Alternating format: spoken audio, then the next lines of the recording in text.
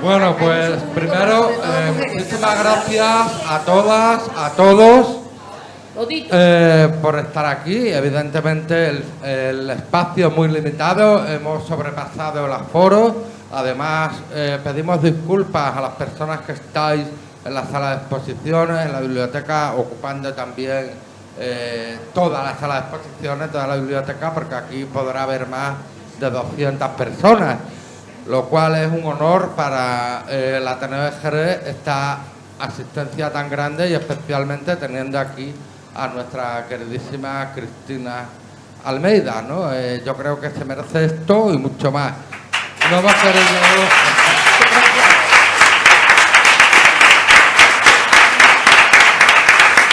Gracias, Cristina, de verdad. Le contaba antes a Cristina que, bueno, aunque yo nací en el año 82... Pues mi madre siempre decía que Gustavo, vente para acá, que está Cristina en la tele. Y yo decía, ¿Cristina quién es Cristina? He crecido y conozco perfectamente a Cristina y toda su trayectoria. Y para mí es pues una felicidad tenerla aquí, no solamente porque ella haya accedido a venir aquí. También quiero agradecer a la sección del Aula Virginia Woolf, que ha sido la promotora de este evento, especialmente su coordinadora, Carmen Montes, que la tenemos aquí. Y bueno, también agradecer a las personas que la acompañan, Sonia Arnaiz, que es periodista conocida, y la vicepresidenta del Ateneo de Jerez, que como mujer hemos considerado además que tiene que ser ella la que tiene que estar aquí, Manuela Castillo.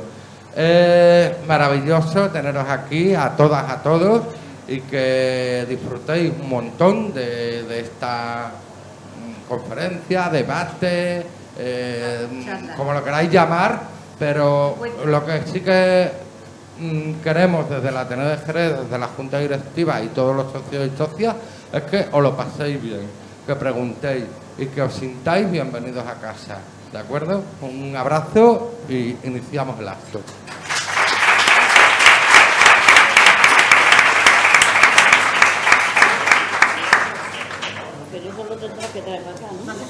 Yo creo que no, desde aquí, ¿verdad? Sí. Bueno, pues buenas tardes a todos y a todas. Es un honor para nosotros y estamos súper felices de poder contar hoy con la presencia de Cristina Almeida, que como sabéis es memoria viva. ¿No se escucha? Mejor más cerca. ¿Ahora? ¿Ahora? Por eso sí. ¿Ahora ya me escucháis? Bueno, que Cristina Almeida, que es memoria viva de España en la lucha por la igualdad, el feminismo y la democracia. Además de ser, como ya habéis visto, una persona cercana y entrañable que se hace querer por todos y por todas. La hemos recogido en Renfe, en el tren, y cuando se ha bajado, por lo visto durante el camino, en cantidad de... Era una chavala, varias chavalas jóvenes las que se han asomado a despedirla, a aplaudirla y a decirle: todo lo que tenemos te lo debemos. Y la han aplaudido.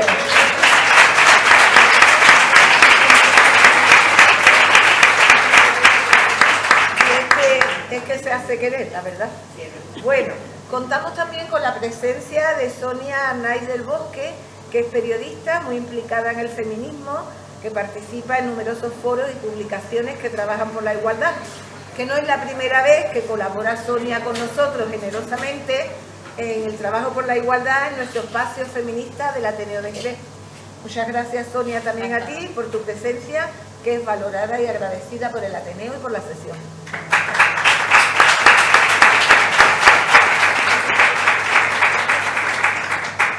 Entre las tres, y contando con todos vosotros y vosotras, vamos a tratar hoy sobre la situación de la mujer en la sociedad española, de cómo ha ido evolucionando y cómo está evolucionando todavía esta situación. Y ahora, aunque Cristina es sobradamente conocida, voy a hacer un pequeño relato de su extensa e intensa trayectoria. Cristina nació en Badajoz y se licenció en Derecho por la Universidad Central de Madrid, actual Complutense, y su entrada en la universidad en 1962, cuando era... 61. ¿61? Ah, pues mira, tengo un dato mal. Cuando era muy difícil el acceso de mujeres a estudios superiores, eran muy pocas las que accedían a estos estudios, Pues esta entrada a la universidad marcó en su vida un hito muy importante, porque allí fue donde comenzó a tener conciencia de las injusticias sociales, fue allí donde decidió ser abogada laboralista y donde ayudó a tejer una red de amistad con otros compañeros y compañeras para luchar por la libertad, la democracia y la igualdad.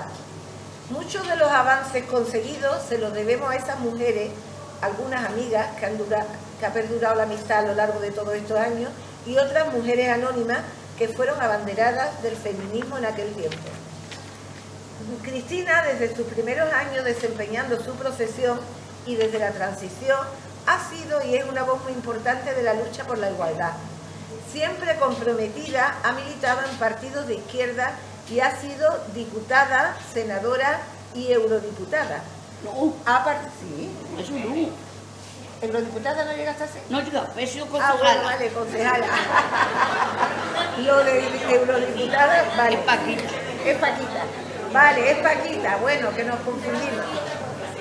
Ha participado activamente en movilizaciones y debates que llevaron a que fueran posibles leyes como la igualdad jurídica dentro del matrimonio, la legalización del divorcio, el derecho al aborto, la representación política de las mujeres, la memoria histórica y otras muchas que han supuesto un avance. Pero como ella defiende, no solo con leyes se consigue la igualdad, es también necesaria la independencia económica y la participación activa de las mujeres en la vida pública para que sea realidad esa igualdad. Su manera de entender el feminismo está siempre vinculada con la defensa de los derechos humanos y de la democracia, uniendo derecho, política y activismo social, por la defensa de la igualdad real entre mujeres y hombres. Un agradecimiento inmenso, Cristina, por tu actitud ante la vida, por tu entrega, porque nos has ofrecido toda cuanta ayuda te hemos pedido para este acto. Y para que a ver si conseguimos cumplir tu deseo de que salgamos de aquí siendo un poquito mejor. Un aplauso para ti.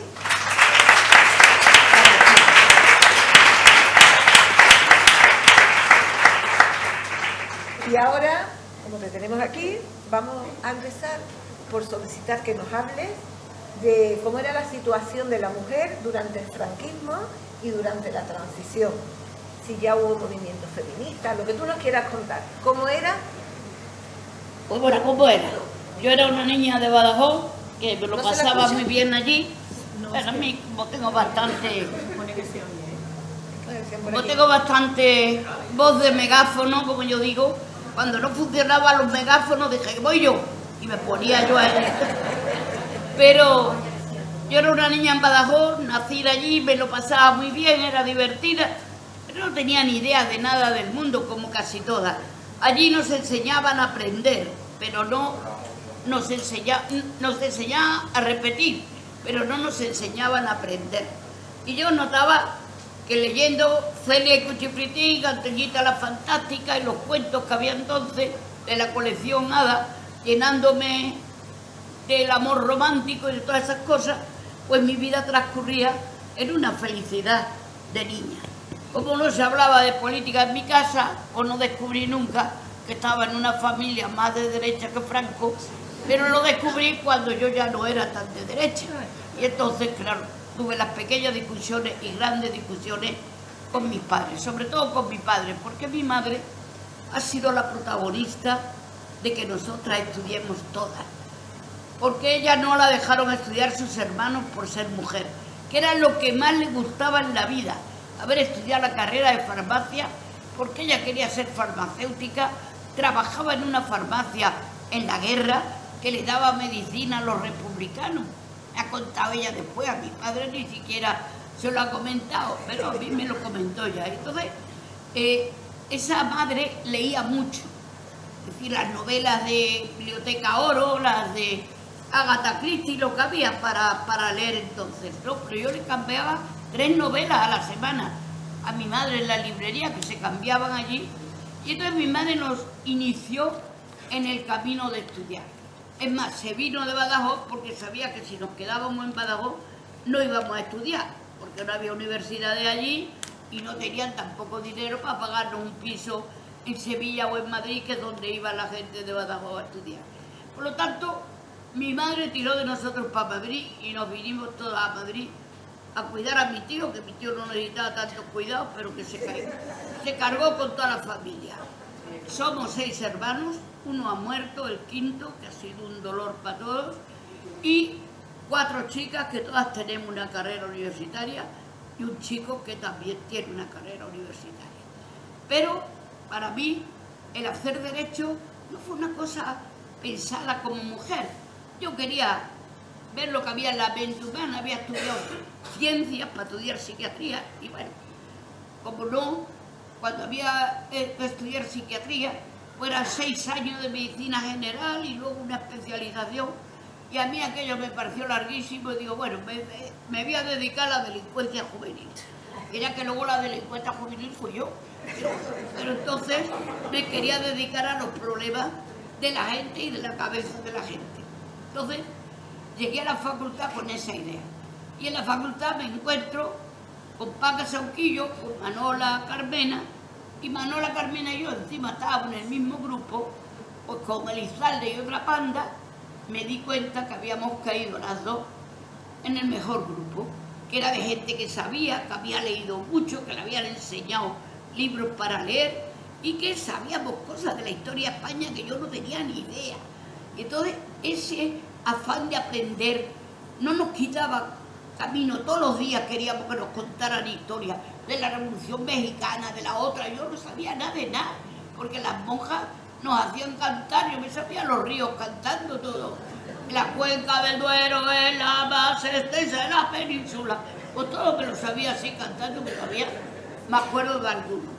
Pero cuando llegué a la facultad ya era yo la que estaba allí. Y era yo la que tenía que decidir lo que leía, lo que estudiaba, lo que hacía. Y para mí fue muy importante encontrar a estas amigas y formar ya grupos, primero de estudios de, pues bueno, lo mismo leíamos la guerra de España, que teníamos también libros de la historia de España que no se podían encontrar aquí, pero que había librerías donde estaban los libros secretos que estaban debajo del mostrador y nosotros íbamos y nos sacaban los libros prohibidos, la historia de Gibson de España, la de Eustoma, pues todos esos hemos aprendido así, sacándonos libros que no estaban a la venta, pero que nosotros los podíamos descubrir. Y esto me interesó más la primera parte, que era de lucha por la libertad. Yo sabía que sin libertad no había nada. Y por lo tanto, pues toda mi lucha era por la libertad. Y entonces ya me empecé a ir a manifestaciones de obreros, pero hubo un hecho que me determinó mi compromiso político. Digo esto porque lo mejor que me ha pasado en mi vida es tener compromiso político y social. Y es que detuvieron a Julián Grimau, un comunista de los tiempos de la guerra, que le cogieron en España en el año 62 y en el 63 le aplican la pena de muerte y lo fusilan. Y yo, que había salido de un colegio de monjas, que no nos contaban nada de nada, pensar que aquí habían fusilado a una persona en ese año, que ya a mí me parecía la modernidad. Dije, bueno, fue el golpe tan gordo que en el 64 me metí en el Partido Comunista. No porque fuera comunista, ni supiera nada de Lenin ni de tal, sino porque era lo único que había para luchar contra Franco. Y es verdad que en aquellos tiempos, en la facultad, no había otra forma que luchar en el Partido Comunista. Y eso pues ya me cambia la vida, porque a través de la política de tal empiezo a descubrir que en todas las cosas faltaban las mujeres. Y que además los compañeros, ay camarada, gracias a ti, pero ellos como si fuera su camarada. Mientras ibas haciendo lo que ellos querían, estabas en el equipo de propaganda, ibas por la noche a repartir propaganda en las manifestaciones. Pero yo dije, ¿por qué no hay tantas mujeres? ¿Y por qué estos chicos son tan amables como chicas, pero qué poco hablan de nosotras? Y de repente, ahí empezó, el segundo ya de facultad, empecé a preguntarme qué pasaba con las mujeres. Porque nosotras, sin embargo, teníamos a Manola, a Paquita, y éramos muy amigas.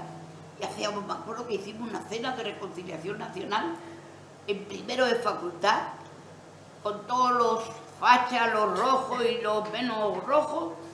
Hicimos, el menú era ensaladilla rusa, huevos a la falange y tarta a la democracia, para que todos estuvieran contentos.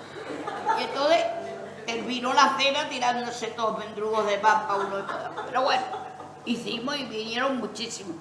Entonces de ahí concibimos dos cosas: que la unidad de la izquierda era muy importante y que la izquierda por la democracia tenían que estar luchando. Y que estaba luchando y que estaban además dando en aquellos momentos manifestaciones que yo no las veía en la facultad, pero que ya empezamos a hacerlas. Y en segundo de facultad, ya estando en el partido, pues empiezo a ir a las manifestaciones y empiezo a sentir que no se hablaba nunca de las mujeres dentro del partido, ni en las reuniones, ni nada. Y nosotras nos hicimos todas dirigentes en la facultad.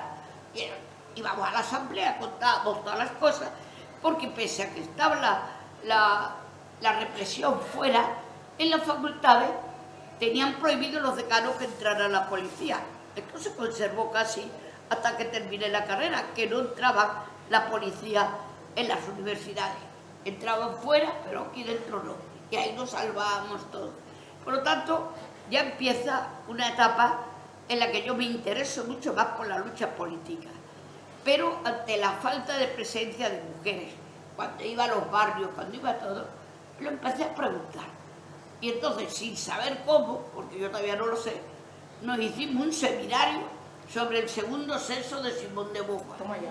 El seminario era sentarnos 7, 8, una leía un capítulo, otra, y comentábamos, ¿qué sacáis de esto?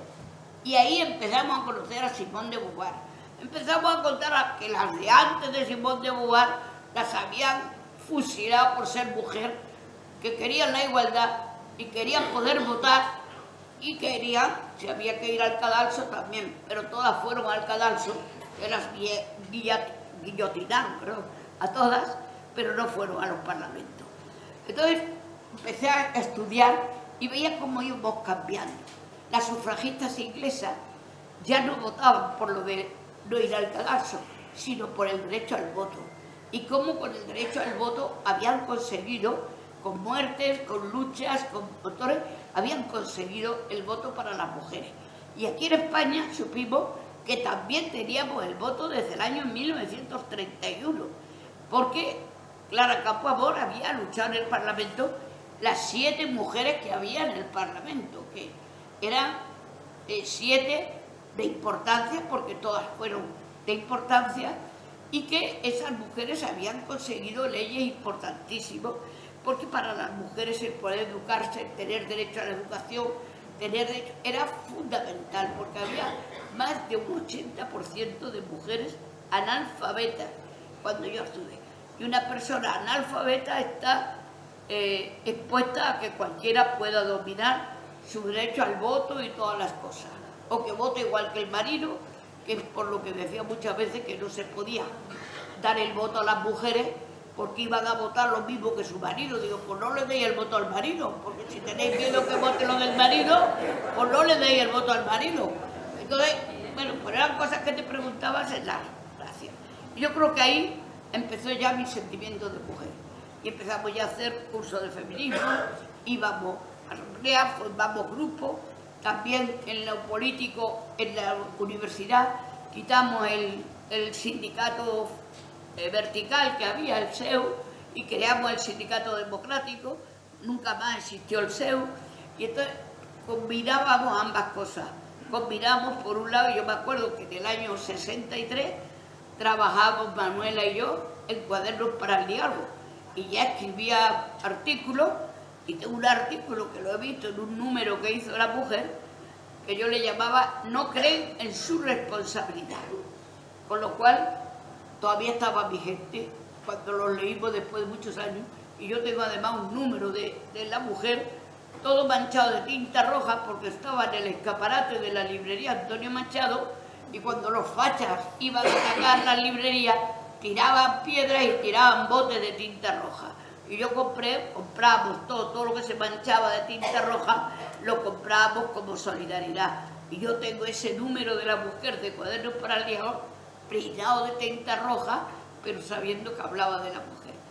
Y así la condición de mujer se me fue metiendo más casi que la de política, porque del Partido Comunista me echaron, Izquierda Unida me echaron, todos decían que se habían equivocado, pero a mí me echaron, me daba igual, porque yo le debo tanto al Partido Comunista de haberme dado la opción de tener el compromiso político, que no me quedan ni rencores ni nada. Son más rencorosos ellos, que también me llamaban a mi traidora.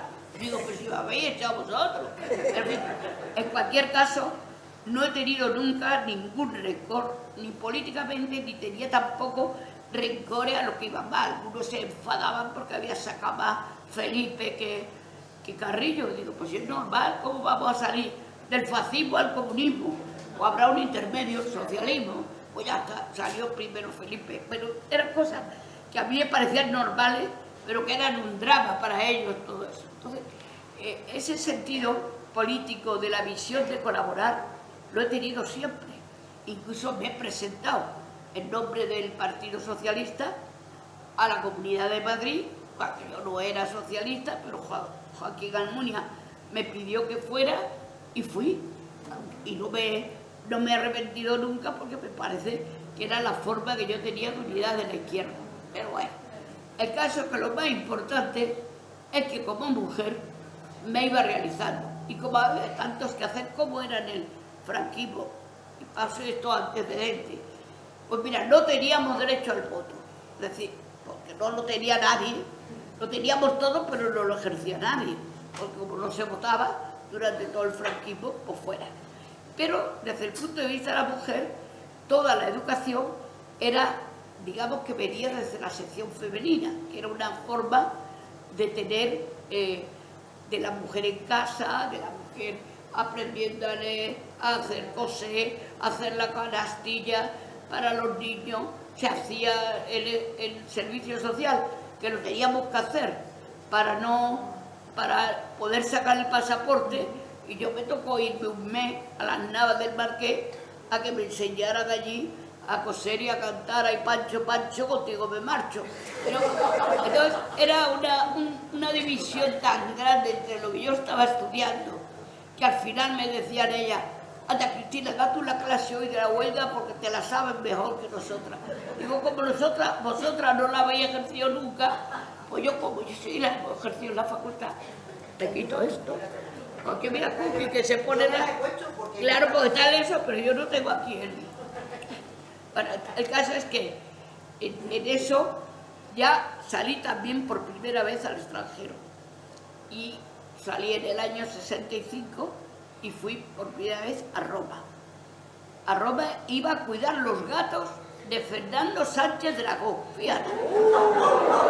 Y le vi, bueno, cuando no era tan loco Sánchez Dragó, sino que estaba exiliado porque se habían escapado de un arresto domiciliario que tenía él y el padre de Aitana Sánchez Gijón, y salieron corriendo un calzoncillo y se fueron a Roma. Entonces estaban allí en la época que no estaba tan loco de atar, que ya le tuve yo que atar también varias veces. En cualquier caso, yo fui allí y para mí iba a cuidar los gatos porque ellos se iban de vacaciones y tenían 20 gatos. Y yo odiaba a los gatos, pero bueno, me dejaba para 2 litros de leche, uno me lo bebía yo porque no tenía dinero para comer y otro se lo daba a los gatos. Entonces, en Italia conozco a Alberti, a María Teresa León, a Herrera Petere, a todo un montón de gente de la que me habían hablado pero que no conocía.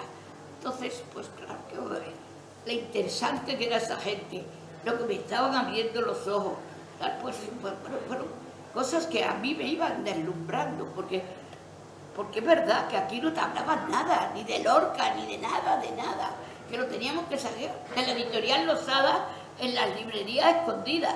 Entonces, siempre signifiqué que la democracia era cultura y que la dictadura era represión. Entonces, incluso en mi educación, he sabido que lo que yo hiciera por mí era una educación real y que la que me quieren imponer es una educación de otro. Por lo tanto, decidí que era mucho mejor tener una educación real vista de esa manera. Pero todo esto también Imagínate que mi padre era más de derecha que Franco. Y entonces, claro, cada vez que a mí me detenían, se encerraba en una habitación, le daba por romper las escrituras de propiedad. Digo, papá, pero si no estaba mi nombre. Digo, y no vamos a ganar para copia, Manolo, déjalo. Desherédame si quieres, pero mi padre, aparte de tenerme un cariño tremendo, pero claro, por otro lado tenían unas peloteras que, bueno, pues que todo eso. Y cuando terminé, que terminé en el año 65, 66, ya desde mi primer juicio, que fue de un chavalín de una manifestación en Gijón y que me le condenaron, pero en el segundo juicio, que era de un hombre, de un chaval que era, lo digo porque de ahí también aprendí mucho, es un chaval que era aprendiz y que su jefe le había dicho, mira que vamos a hacer una huelga y hay 2 esquiroles que no quieren parar las máquinas y tal. Y como él era el peón, pero sabía parar las máquinas, pues paró las máquinas. Y entonces la policía le detiene. Pero hombre, ¿pero usted cómo ha hecho eso? Pues mire, porque mi jefe me ha dicho que había 2 esquiroles que no iban a ir a la huelga. ¿Y quién es su jefe? Claro, pues detienen al jefe, pero el jefe era miembro del Partido Comunista, y van a su casa a detenerle y se encuentra una habitación llena de medicinas para el Vietnam, porque entonces era la guerra del Vietnam. Y entonces se llevan al jefe las medicinas, al otro al aprendiz, y ese fue el primer juicio que yo tuve. Y ya a partir de ahí, pues empiezo a defender solo presos políticos y trabajadores. Hombre, si había algún otro asunto, pero fundamentalmente las 2 cosas. Uno, porque a los presos políticos no los quería defender la gente, en el sentido de que si tú defiendes a un violador, nadie piensa que el abogado es un violador, pero si defiende a un comunista, pues todos se imaginan que el abogado también es comunista. Por lo tanto, no se querían mezclar la mayoría de los abogados. Y lo mismo digo en el sindicato. Había un sindicato vertical que era tanto para empresas como para trabajadores, que siempre le daban la razón, y entonces allí nosotros descubrimos ya la diferencia de clase, lo que era la lucha por la democracia llevaba por abajo. Pero todo esto todavía no estaba. Y, perdona que me estoy enrollando con eso, pero es que para llegar a lo fundamental de mi vida, pues he pasado por eso, para que sepáis que todas pasamos por lo mismo, ¿entiendes? Aunque no hayan dado a todas la oportunidad de estudiar, o no le hayamos querido aprovechar, pero de ahí nace ya otra persona, que te creas tú misma cuando tienes que hacerlo en libertad. Cuando nadie te impone, tú eliges. Y cuando eliges, por lo menos a mí me pareció elegir, ahora que está tan moda de decir eso del lado bueno de la historia, pues yo por lo menos me quise del lado mejor de la historia, en el que me encontraba, digamos, respaldada por cantidad de amigos, compañeros, camaradas, y que ya iba creando un mundo distinto. Y de ahí ya me hago una persona conocida en el nivel de los servicios de presos políticos, sobre todo, que eran los que más llamaban la atención, pero empiezo a luchar desde el primer momento que entro en el Colegio de Abogados contra las leyes opresoras de la mujer. Y entonces una parte de mi lucha es luchar por la ley de igualdad en el matrimonio, la ley de la potestad sobre los hijos, que era solo del marido, la libertad de poder librarte del marido, vamos, por el divorcio, pero también no quería yo librarme del marido así, sino decía que también era el marido el que te tenía que autorizar, y ya lo he contado muchas veces, las leyes civiles estaban hechas en 2 niveles. El que mandaba en el matrimonio era el hombre, y la mujer que quería salir de eso, pues al final terminaba abandonada. Quitar ahí los teléfonos para que no te tengamos, para no distraernos. Y una lucha muy importante fue trabajar por las leyes de igualdad.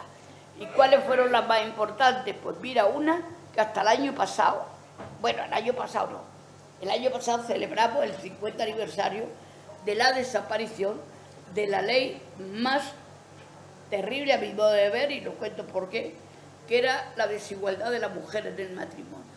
Yo tenía un despacho, ya era jefa del despacho, trabajábamos todos en igualdad de condiciones, no estaba yo trabajando en niveles de desigualdad.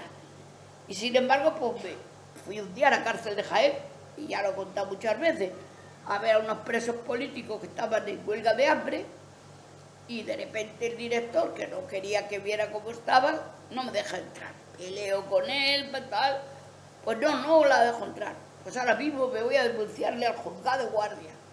Y me fui al juzgado de guardia de Jaén, que vengo a denunciar al director de la cárcel. ¡Qué nombre, Cristina Almeida Castro. Edad, 21 años. Joder. Profesión, abogada, qué lista. Estado civil. Y yo con una cara de tonta, acababa de casar 3 meses antes. Digo, casada. Y decir casada y pararse el juez, la secretaria, dice, usted no puede denunciar. Digo, ¿cómo me va a decir que yo no puedo denunciar si denuncio el nombre de todo el mundo? Dice, sí, pero el nombre suyo tiene que denunciar su marido. Mira, mostrar yo lo de la igualdad lo veía por un terreno abstracto. Cuando vi que la desigualdad era eso, que por ser mujer podía defender a todo el mundo, pero no me podía defender yo, me tenía que defender otro, que se había quedado con mi corazón y con mis derechos, que era lo más importante. Entonces me vine a Madrid, el 600 parecía un Maserati y yo parecía una Fittipaldi, me agarré a mi marido, me lo llevé al notario para que me hiciera un poder que hiciera lo que le daba la gana. Es más, el notario le dice, ¿usted sabe lo que está haciendo? Se le está dando libertad para todo. Digo, es que ella se la va a tomar igualmente por verdad.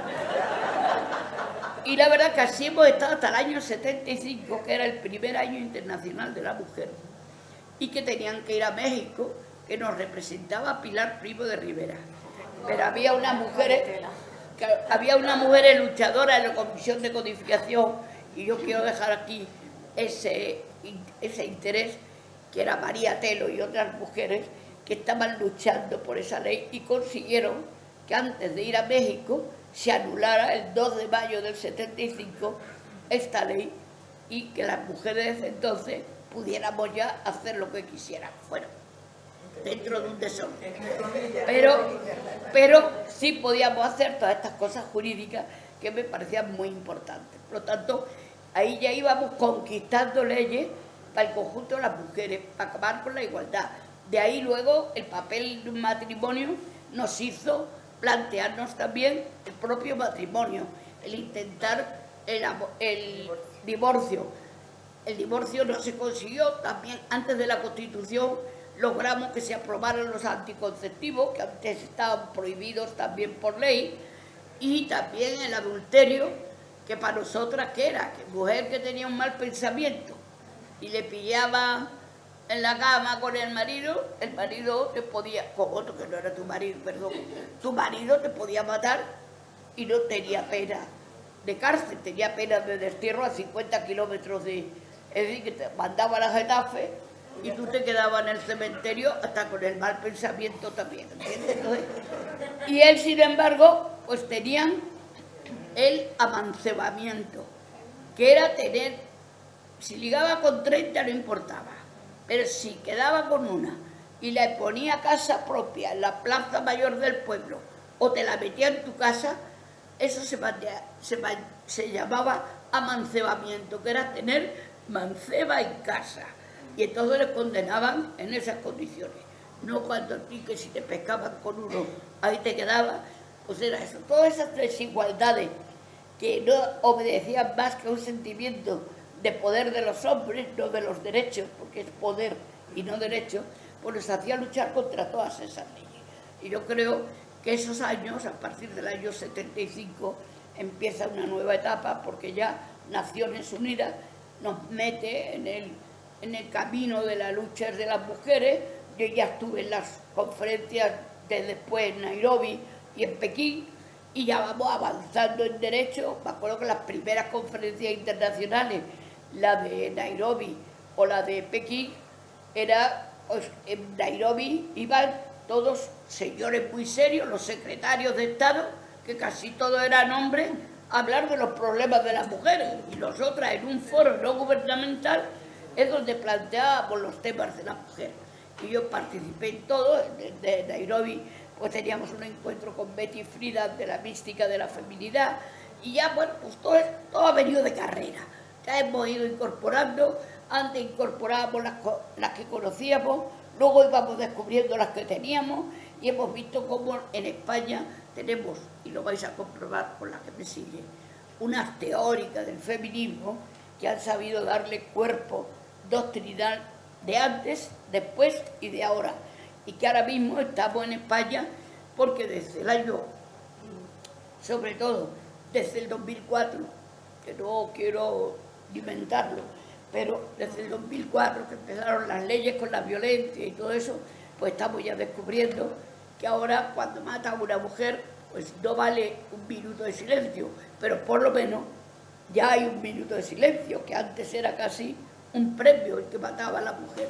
Por lo tanto, estamos tirando, pero si no, cambiamos todas nosotras y sabemos que como las mujeres han cambiado, cuando me decís por ti, como decían hoy, en el tren, y que me aplaudían cuando me bajé y decía, todo te lo debemos a ti. Digo, a mí, ¿qué va? Lo debéis a vosotras, todas las que tenemos conciencia, todas las que nos preocupamos de que el mundo se tiene que conseguir por encima de todo, que nosotros tenemos un derecho a la igualdad de siempre, que no estamos reclamando un derecho preferente, sino un derecho, porque a lo mejor teníamos que crearlo preferente por el tiempo que ha tardado en venir, pero bueno, vamos a dejarlo un poquito más debajo.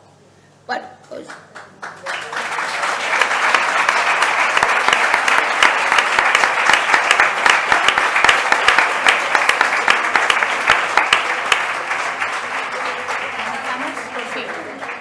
Avanzamos un poquito, la charla se llama 60 años de feminismo, nos hemos comido los 20 primeros, yo creo que en una lección magistral absolutamente inconmensurable, prueba de que una persona como ella lo tiene todo en la cabeza y lo tiene en el corazón, lo tiene en el sentimiento, lo tiene en los recuerdos, así que es impresionante. Yo no sé si se me escucha bien por ahí atrás, bueno, no se escucha, bueno, pues voy a gritar un poquito más, así se me escucha un poco pero si es mejor. los micros de aquí, que parece que no llegan allí, a ver. Pues mira que... ¿Estáis protestando vale. Lo de la otra sala? No, porque ahora sí. Porque tendrá un retardo. ¿Sí? Bueno, nos ha dejado Cristina casi en la puerta de la transición. Nos hemos quedado en el año 75, que es un año fundamental. Y en estos 50 años, yo no sé, yo creo que aquí hay un auditorio que sabe mucho y es muy consciente de cómo ha cambiado realmente cuando muchas veces vamos por ahí y contamos que España es un país pionero en legislación, en protección de los derechos de las mujeres, etcétera. Mucha veces la gente pues parece que no se lo cree, ¿no? Con esa visión extraordinaria que tú tienes, ¿qué es para ti lo más significativo que ha cambiado en estos años y qué todavía no ha cambiado o se resiste o está enquistado? Bueno, para decirte qué es lo que no ha cambiado, pues que todavía no estamos, que ahora está muy de moda y sobre todo lo dicen los chicos, ¿sí? Se han pasado, sí. Las mujeres nos hemos pasado. Y yo digo, ¿y de qué línea? ¿Quién ha puesto la línea? ¿Quién ha establecido a dónde hay que llegar? Porque claro, si es pasarle a ellos, no es un punto de referencia. Es decir, más bien que se pasen ellos también, que quiere decir que avancen, no que se queden parados. Por lo tanto, estamos en un momento en que la decisión de la igualdad tiene un parámetro establecido en lo que ellos entienden por igualdad. Y nosotras sabemos que igualdad es algo más profundo, porque es una educación para la igualdad, es una educación para la igualdad de derechos, es una para igualdad de las partes en el matrimonio. Y eso, aunque en teoría lo podamos tener, no es todavía la conciencia de igualdad en una necesidad de que los hombres y las mujeres se sientan que tienen el mismo campo de actuación. Y no lo quiero ya decir con la frase de que cuando ellos friego, limpio, que tampoco estaría mal que lo hicieran, pero que ya lo van haciendo. Es más, nosotros hemos luchado, por ejemplo, por los permisos parentales. Y además que sean intransferibles, porque antes eran transferibles y todavía era tu Pepe y te decía, Maruji, que te dejo los 15 días míos para que tú te quedes aquí con los niños también. Yo dice, oye niño, ¿y por qué me dejas tus 15 días? Quédatelos tú y ven aquí. Y no me hagas estar yo también. Pero ahora ya nos han dicho que sean intransferibles y tienen que venir. Y están cambiando la mentalidad de los hombres.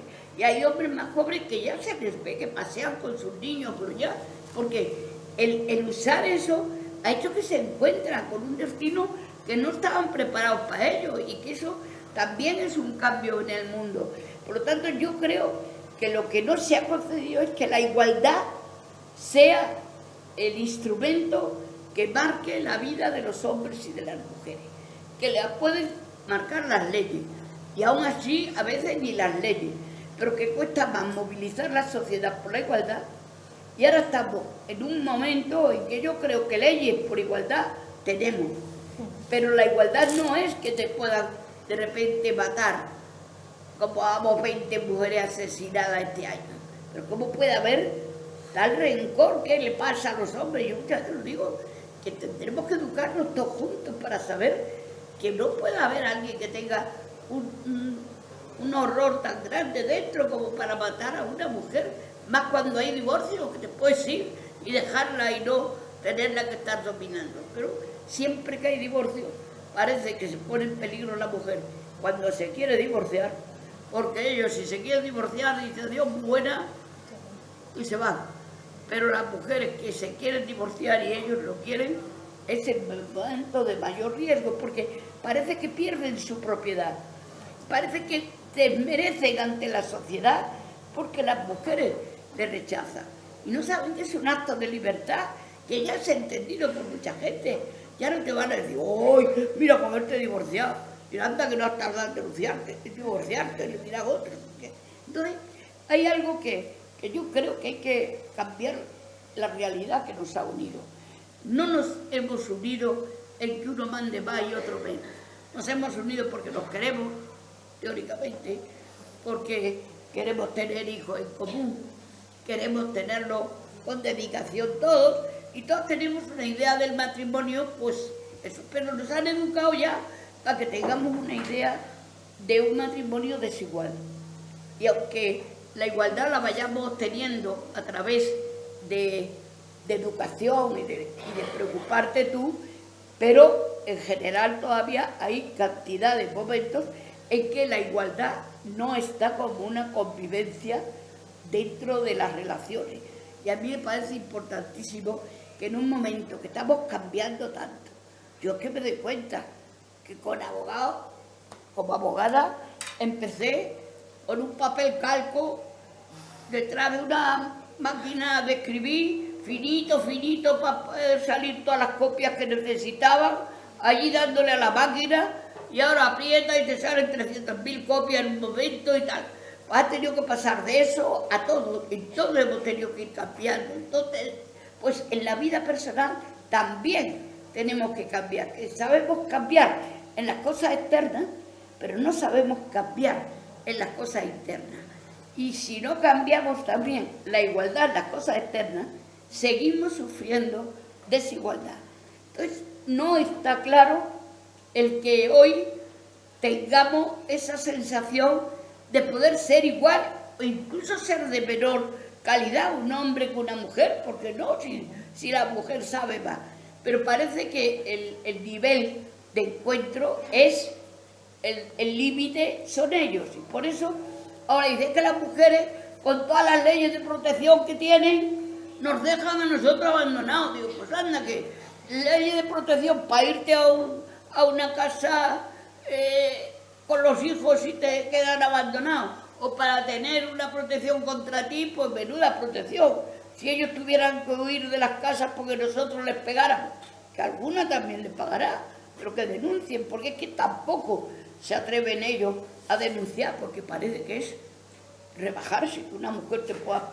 Mira, hay mujeres que pueden darte una torta y lo puedes decir tranquilamente, no pasa nada, pero ellos tienen hasta vergüenza de eso, porque la escala de igualdad es de poder, y entonces esa escala de igualdad, yo creo que las leyes han avanzado más que nuestra propia mentalidad. Aunque haya leyes que tendrán que cambiar, leyes que tendrán que bajar. Pero hoy, primero que tenemos que asumir tan deprisa tantas cosas, porque ya si era el matrimonio, luego pues era el divorcio, luego que el matrimonio entre iguales, luego que el matrimonio entre 2 y 1 y 3, bueno, ya pues, todas las clases de matrimonio que hay por ahí, y las hemos tenido que asumir, y que ya las niñas celebramos la comunión porque sabemos que de boda y eso, a saber lo que va a salir, que te sale, o no te casas nunca, o te sale ahí que te casas de mala manera cuando quieres. Entonces, todas esas cosas son la vida que va avanzando, y nosotras, como nos quedamos atrás, muchas veces nos responsabilizamos nuestra falta de entender todo eso, echamos las culpas a las leyes y no a que nosotras tendemos que comprender que hay gente muy diversa, que cambia las cosas y que vosotras, nadie os obliga a tener que hacer las leyes, pero sí se obliga a que se respete el que otras las haya. Y eso está chocando, y hoy parece que las grandes divisiones no son políticas en la sociedad. Las grandes mociones, y que lo veis, que los chavales jóvenes ahora dicen que son todos de derecha. Bueno, que son todos muy de cómo está el franquismo, que si todos dicen que con Franco se vivía mejor, porque no, ninguno ha vivido con Franco, pues si son jóvenes no han vivido con Franco. Si hubieran vivido, ya hubieran sabido cómo se vivía, pero como no eso. Pero, ¿por qué lo hacen? Porque hay un retorno a situaciones que parecen más de certeza, de igualdad, y lo único que es de poderío. El saber responder a la libertad de una sociedad es difícil, pero sin embargo es cuando tú eres más libre. No porque vayas a hacer lo mismo que hacen otros, sino porque entiendes que lo hagan y que respeten lo que tú hagas.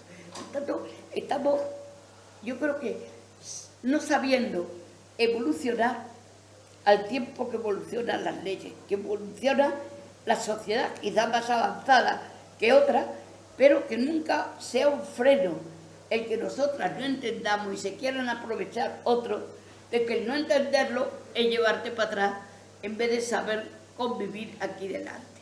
Y hoy sabemos que las llamadas que hay por parte de la extrema derecha son siempre quitar las cuestiones de la mujer y las cuestiones de la memoria. ¿Para qué? Para que no nos acordemos de cómo estábamos y para que sepamos cómo podemos estar. Por lo tanto, que no nos engañen, que no nos engañen de ir para adelante ni para atrás.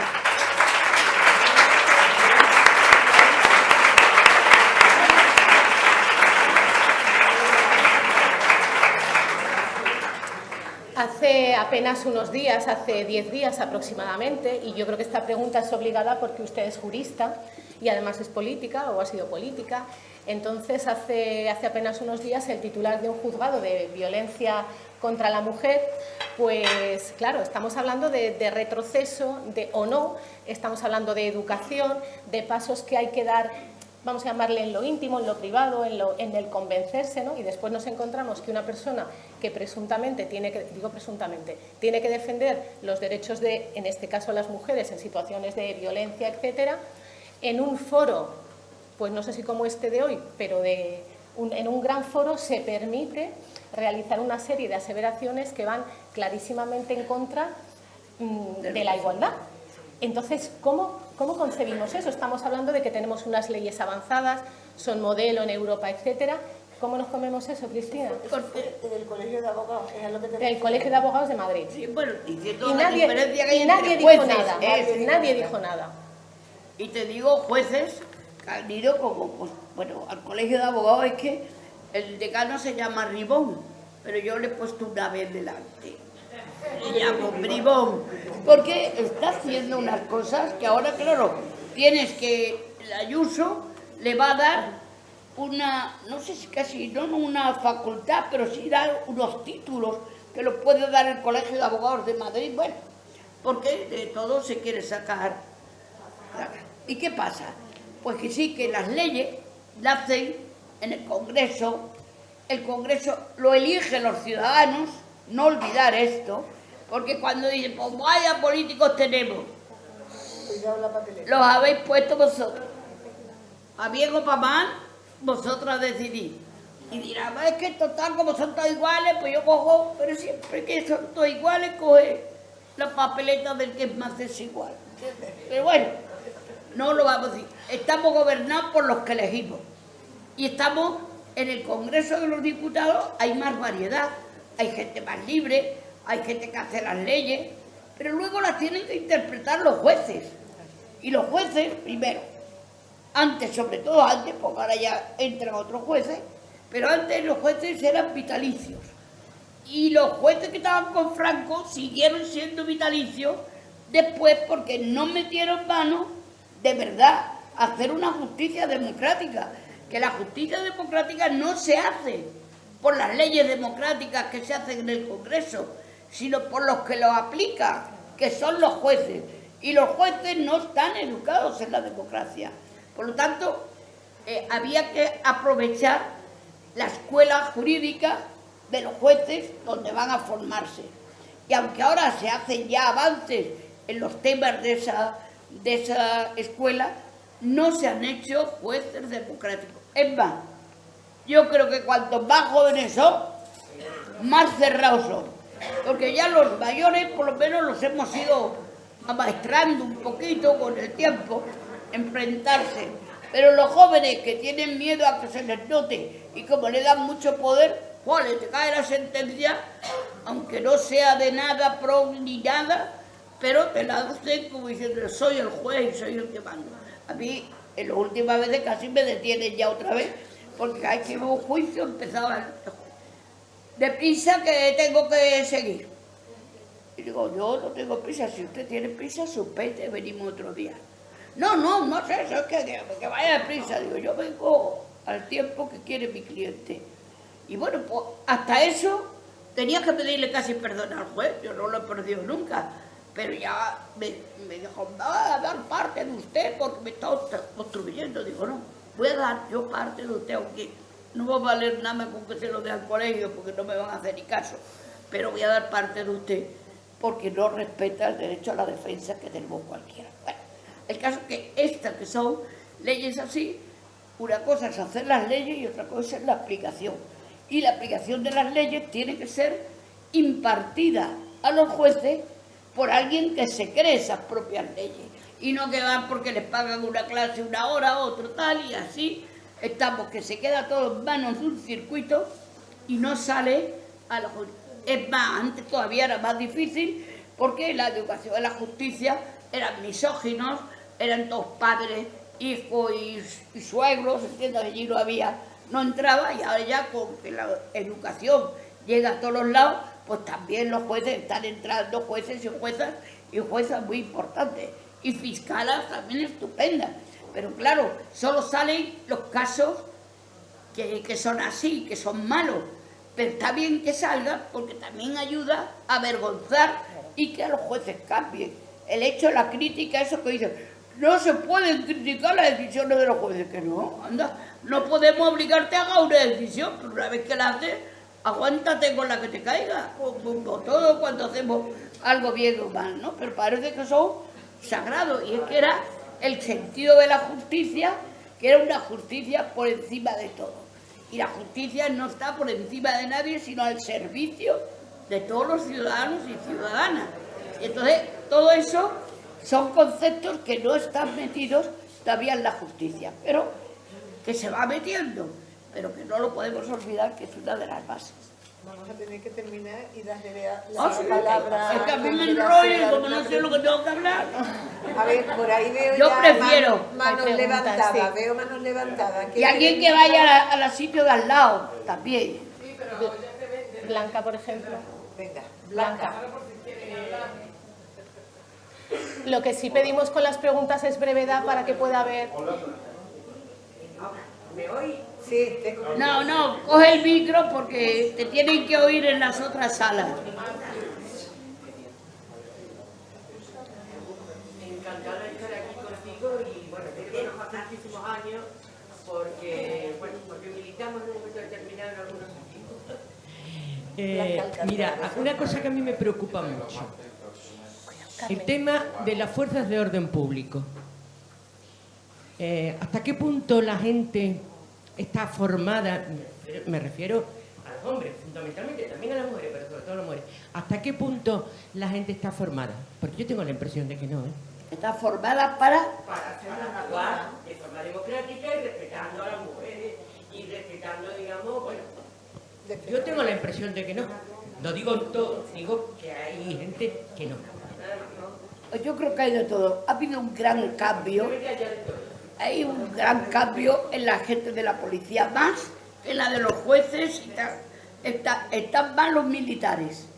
Y la policía están más democratizados que las propias judicaturas. Esto ya de entrada. Pero es verdad que hoy, mira, a mí me pareció terrible que cuando Manuela era alcaldesa, había un chat de policías municipales poniéndola a parir. ¿Por qué no la matarían en el atentado de Atocha? ¿Por qué no murió entonces? Si pudiéramos la matábamos. Y claro, denuncias ese chat. Dice que como es un chat privado, que no se puede. Y claro, pensar que unas fuerzas de orden público que están al servicio de los ciudadanos y que tengan un chat, te das cuenta de que algo no ha funcionado. Porque me parece, y he puesto este ejemplo de Manola, no porque sea amiga, sino porque es que se evidenció en un chat lo que estaba pasando. Por eso tenemos que la gente no se hace demócrata de un día a la otra y que tiene que tener una educación en los sitios encaminados a eso. Pero hay veces que no se puede educar a la gente, porque los propios que educan, como hemos visto con los jueces y con tal, que los jueces, que la gente que hasta ha apagado la luz ahí. Porque le ha dado esa señora. No, ahora. Nada, tranquila. Pero es verdad que no lo podemos, porque yo no podía decir lo que es general, pero sí que existen muchos recelos hoy en que cambien las palabras y que las fuerzas no están educadas en la democracia. Pero, aunque se dé la educación por arriba, no llega la educación por abajo. Y es más, como no está educada tampoco la política, y en la política hay un enfrentamiento terrible, pues eso va también a las personas subordinadas a esa política. Y el que quiere caer bien, al que es el político del PP, pues ataca al otro, y el que es el otro ataca al del otro. Y al final, en vez de estar educadas por la democracia, están educadas para el que manda. Y el que manda no es el que tiene la razón siempre, sino que el que manda tiene que someterse también a la democracia. Por allí detrás, vale, que hagan todas las preguntas. A ver, por allí detrás hay un señor que quiere hacer, pero no le conteste. Que haga la pregunta, porque más o menos va a ser lo mismo. Venga, a ver. Han ido con el micro allí. Bueno, pero ahora venid ya alguna y así no perdemos. Mire, yo quería hacerle una pregunta. Hoy, precisamente, ha sido asesinada una mujer con 33 años y, o sea, ¿lo conoce usted, no? El caso Sí. Así, póntelo así. Sí. Se oye, ¿no? Bueno, el juez había ido a denunciarla no, y la había dado una orden. ella ha denunciado y 2 veces se ha saltado la ley de alejamiento. Ha ido al juicio hoy y el mismo juez no lo ha metido en la cárcel, lo ha dejado libre y al salir la ha matado delante de los niños y en la plaza del pueblo. Y él se ha ido tranquilamente a lavarse la mano en la fuente. Y yo me pregunto, vamos a ver, no es el primer juez que nos encontramos, como otro que ya conocemos todos, que está en el juzgado de violencia de género, que hacen esas cosas y que ¿para qué sirven las leyes si los jueces? ¿Quién ese juez? ¿No hay castigo para ese juez? Os pregunto. Primero hay que denunciarle y hay que decirle a la gente que denuncie esas cosas. Aunque dice los que están llorando por la pérdida de la mujer no se van a poner a denunciar. Hay que denunciarlo. ¿Y qué pasa? Que hay que denunciarlo al Poder Judicial. Y el Poder Judicial manda lo que quiere. ¿Por qué? Un minuto, ya la terminó esta señora, perdón. El Poder Judicial, el PP los tuvo 5 años sin dejar la renovación que obligatoriamente por la Constitución tenía que hacerse, para no tomar medidas contra jueces. Y estamos que se arropan todos y que estamos en lo mismo, porque eso requeriría una imprudencia temeraria por dejar a este señor. Pero tampoco podemos meter a la primera, pero claro, a la segunda ya, y cuando va al juicio no tomar medidas, pues claro. Ya. Mira, gracias por venir y poder compartir con tiempo esto, Cristina. Te quería hacer una pregunta. Ponte así. Te quería hacer una pregunta que tú lo viviste porque creo que fuiste abogado de ellos, del crimen de los abogados de la calle Atocha. Y también quería otra cosa. ¿No crees que el relato de la transición nos hemos equivocado en algo que ha hecho que nuestra juventud vuelve a pensar que Franco no era tan malo? Bueno, yo le voy contestando mientras hacen otras preguntas por ahí, las trae. Ya. Yo te digo de todas maneras. Y por si puede incluirla. Te pregunto, de mujer a mujer, ¿cuándo una mujer presidenta del gobierno de nuestro país? Cuando la liga y cuando dejen presentarla, porque acá hay de todo, ¿eh? No, eso voy, que hay que presentarla, pero es que no se ve... Mira, yo aprovecho, voy a contestar porque no tiene y te pregunto y te contesto así. A ti te digo que en el crimen de Atocha no nos equivocamos en la transición. El problema es que ellos tampoco se equivocaban. Ellos sabían que una transición democrática significaría el final de su poder. Y hasta el último momento, esa semana negra de Atocha, que empezó con el domingo 23 de enero, donde mataron a Arturo Ruiz en una manifestación por amnistía y los mataron unos fachas alrededor de la Gran Vía. Y al día siguiente, secuestran a Oriol y secuestran a Villacusa, ya está secuestrado Oriol, y matan a una estudiante, la policía, de una bomba. Y esa tarde matan a 2 guardias civiles en Villaverde y por la noche vienen al despacho de Atocha y se cargan a los abogados, no a todos, pero 9 había y 5 fueron muertos y 4 gravemente heridos. ¿Y eso qué fue? No era una equivocación de la transición, era que la gente, y sobre todo ellos que estaban alrededor del sindicato del transporte, que era el más corrupto de los del régimen, porque él que daba todas las licencias a los camioneros y a todo, y había chanchullos, más que nada chanchullos, ya sabemos lo que tú pagabas por lo que fuera y estaban así la gente. Entonces la transición no es culpable de eso. Lo que es culpable es los que se negaban a la democracia. ¿Por qué? Porque nosotros sabíamos que había que tirar para adelante en la democracia. Ellos son los que querían que se hicieran para atrás, que el rey no saliera, que Suárez se echara para atrás, porque iba para atrás con la ley de la reforma política. Y entonces, pues ahí había un montón de gente que no quería que se lanzara para adelante. Y yo creo que esos fueron de los últimos intentos más graves de parar la democracia. Y eso que en la transición murió mucha más gente. Murieron otros trabajadores por cosas variadas. La transición no significó que acabaran los fachas, ni que acabaran los franquistas y que no acabaran toda la gente que pretendía que no triunfara la democracia.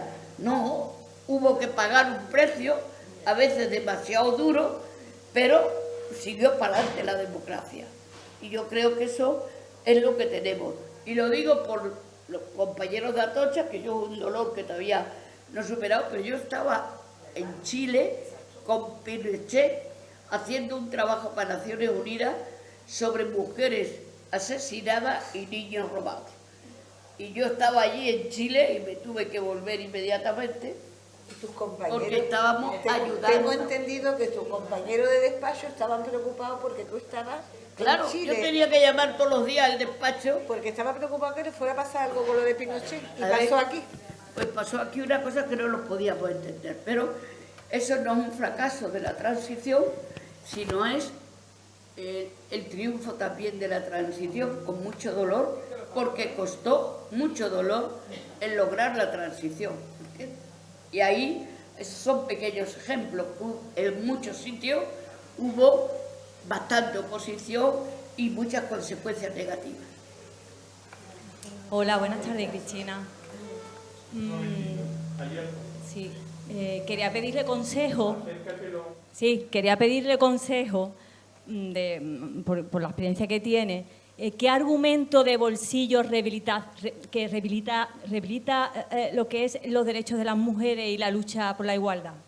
¿Cuál sería el argumentario resumido de bolsillo que nos volviera a ilusionar? Porque lo que tenemos en nuestro alrededor, en los ambientes de trabajo, de amigos, de jóvenes, es que ya los derechos de las mujeres, se habla mucho de los derechos de las mujeres y se ha llegado como a un tope. Entonces, ¿cuál sería el resorte para que los nuevos argumentarios ilusionantes volviéramos a retomarlo? Pues mira, lo primero, esto que yo te he dicho tan sencillo, ¿quién ha puesto la barrera sobre la que hay que decir que se han pasado? Porque claro, sería aquí, pues mira, en una facultad han dicho los más listos del mundo que esta barrera es a donde pueden llegar los hombres y las mujeres. Pero no. El problema está en que lleguen las mujeres. Y entonces cuando llegan dices, se han pasado. ¿No será que tú te has quedado atrás? Porque el problema es que hay que decirle, oye, si tú eres más lista, pues puedes llegar a más. Como si tú te pones a decir, yo quiero ser ingeniero aeronáutico y estás estudiando comercio. Pues no, puede ser, porque está adelantado el que está estudiando ingeniero aeronáutico. Pero eso no quiere decir que tú seas tonto, sino que tú estás estudiando otra cosa. Entonces, con los hombres y las mujeres pasa eso, que parece que el techo de la igualdad lo han marcado ellos. Y nosotras somos conscientes de que tenemos un techo de cristal por encima de todo, que es el techo educacional, el techo de no entender que la igualdad sea un derecho de todos. Como nadie te va a decir que no está de acuerdo con la igualdad, sino al revés, te dirá, es que se han pasado. Y es que se han pasado, no, es que te has quedado tú atrás. Te has quedado tú atrás de entender lo que son las aspiraciones de una mujer y de otra. El que tu mujer diga, pues me voy con mis amigos, pero ¿cómo te vas por ahí? Yo y la cena, pues la cena, Manolito, te la haces tú solito. Pues eso, que gritamos el 8M, pues lo tenemos que decir muchas veces, ¿no? Pero ¿por qué lo decimos? Porque es verdad que tenemos que ir cambiando las cosas, que la libertad se va pasando. Y yo creo que los hombres, y lo digo por los poquitos que estáis aquí, pero bienvenidos, digo que los hombres no tienen amigos así, amigos como nosotras, que nos juntamos, nos contamos los problemas, si tenemos problemas en casa, no nos contamos, no cotilleamos, estamos contando nuestros problemas y a veces ayudándonos unas a otras, ¿no? Sin embargo, los hombres, yo la experiencia, no sé si alguno de los que están, son más amigos del fútbol, de tomar una caña, de tal, pero yo no he visto lo que digo, oye, estoy preocupada porque mi mujer está así o me quiere contar o tal. Es decir, no hay una intimidad y yo creo que eso, de verdad, lo hacemos las mujeres. Hay que buscar que el nivel de tener que quedar siempre bien, de no contar penas, de no contar problemas, ellos están evitando que transformen. Y que ojalá son más amigas a veces de nosotras que de los propios amigos que los rodean. Entonces, hay que pensar de verdad que la necesidad de avanzar, unas veces la llevarán ellos y otras veces la llevaremos nosotras. ¿Por qué? Pues porque el mundo va cambiando así. Porque hasta ahora han llevado ellos porque no nos dejaban hacer nada. Pero cuando nos han dejado hacer lo mismo, pues ya hemos ido andando para adelante. Y el que se queda atrás, se queda atrás. Pero no porque nosotras los machaquemos, sino porque vamos avanzando. Entonces, eso que decir se han pasado, hay que contestarle dónde estaba la línea. Mira, hemos estado sin poder participar en política y hemos tenido que buscar las famosas cuotas, que algunos dicen, ¡hoy las cuotas, las cuotas! Todos son cuotas. El problema es que a ellos los colgaban en las cuotas delanteras y a nosotras en la última. Y entonces, por muy lista que sea, aunque sea Madame Curie, si va en la 38 no sale ni a empujones. Pero si va y eres el más burro zorrocotroco que hay, y va el tercero, pues a lo mejor sale. Entonces, ¿qué significaban las cuotas? Pues decir, bueno, pues si van a salir, pensamos 15, pues vamos alternando para que salgan. Ya que decíamos que de 3, 1 fuera una mujer. Después, cuando avanzamos más, que 1 a 1. Y hemos ido hasta que ya no es necesaria la cuota porque ya la normalidad entra mucho más a nivel. Pero antes es que si no, y decían, no, es que los hombres primero. Claro, es que si vas tercero no sale, aunque eres más burro que un arao. Entonces, el problema es que el elegir, el poner los números a la gente que se presenta, es que tenía poder masculino. Y hemos tenido que luchar con eso para poder participar en política. Pero que no es que fuéramos más tontas, es que por si acaso no nos daban la oportunidad. Y así hemos tenido que luchar con todo, aunque no ha sido antes en las listas, no iba hasta que empezamos a hablar de las cuotas. Y empezamos a hablar de las cuotas precisamente para garantizar que las mujeres estuvieran y que hubiera, pues que cada 3 hombres una mujer. Porque ya que no podíamos decir cada hombre una mujer, pues decíamos que a lo mejor teníamos que decir que cada un hombre 3 mujeres, pero bueno, que no se enfaden tampoco, pero vamos, en esas cosas sí la... A ver, intervine antes, pero bueno, te la vuelvo a hacer, la pregunta. Que cuando una mujer presidenta del gobierno no veo interés, a estas alturas me parece sorprendente. Y te pregunto otra cosa, ¿crees que va a ser en breve o van a pasar muchos años antes de que lo veamos? No pueden pasar muchos años, pues si no lo llegamos, nadie. Porque tal como tenemos el mundo, mira, en China, en la conferencia de Pekín, había un foro no gubernamental, que era donde estábamos todas las mujeres allí hablando de lo nuestro, mientras los señores serios, y muchas mujeres ya, porque en Pekín había muchas más mujeres, y había un foro no gubernamental que se llamaba Mirando al mundo con ojos de mujer. Y yo creo que el mundo está necesitado de ser mirado por unos ojos de mujer. Es verdad que cuesta mucho el pensar que una mujer sea elegida, pero cada vez, si hemos visto a un Trump, el mayor poder del mundo, en manos de un loco peligroso como este, yo creo que nos va a arreglar el camino para que podamos llegar a... Porque es que da miedo ese hombre en un gobierno. Y yo creo que las mujeres, cuando se dice mirando al mundo con ojos de mujer, es que siempre explicaba que las mujeres tenemos una visión con la parte derecha del cerebro más desarrollada. Y los hombres, la parte izquierda del cerebro. No es izquierda y derecha, sino el cerebro. Y la parte izquierda del cerebro es la parte de la fijeza, y tal. Como eran cazadores, pues iban así, a pescar la presa. Y las mujeres tenemos la parte derecha más desarrollada. Y la parte derecha es la de la visión, que nos traían la pieza y claro, tú la tenías que guisar, a la vez que guisabas cuidaba del niño, que no se te caiga la abuela con el brasero, que el otro está, y con el mismo ojo veía todo lo que pasaba a tu alrededor. Pues el mundo necesita ver la vida cotidiana de la gente y no ver las armas que tiene cada país, porque por ahí vamos mal. Entonces no me parece ni una ilusión utópica, me parece un sentido de la realidad. Y yo estoy convencida, si logramos que los partidos políticos pongan a alguna mujer en la cabeza de lista, Claro, y eso lo tienen que hacer entre todos los militantes y que luego la voten los ciudadanos, porque a ellos lo voten o no lo voten, si va el primero de la lista puede salir, pero si no va ninguna de primera de la lista, pues no va a salir nunca. Entonces tendremos que hacer dos luchas. Primero, demostrar que estamos más preparadas las mujeres para gobernar el mundo que los hombres ahora, y que el sentido práctico de la vida de las mujeres la necesita un mundo que está perdido y que cada vez de lo único que vive es de crear guerra, que no sabe ni para qué la han creado ni cómo la van a terminar. Y ahí tienes a un Trump diciendo, no, le he dado otros días por si acaso, y al final es el hombre que con dar a un botón nos puede mandar al mundo a pasear por ahí. Entonces, ante el peligro de esas cosas, yo estoy convencida de verdad, y no con un sentido utópico, sino realista, que las mujeres gobernaremos el mundo muy pronto. Manolo, perdón. Voy